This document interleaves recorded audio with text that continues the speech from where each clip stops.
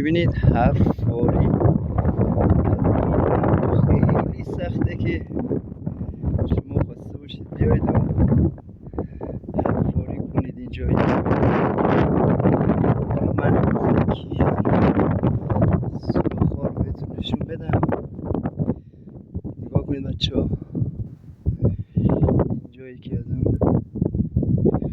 جاهایی است که حفاری کردن. یکم بریم جلوتر بچه ها، حواسم باشه نیفتم.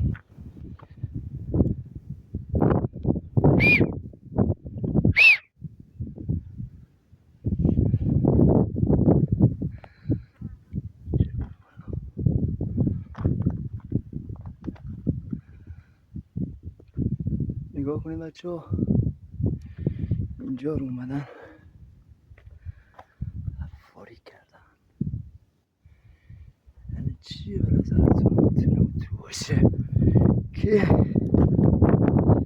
کیو اینقدر وسوسه کرده باشه که اومده باشه و حفاری.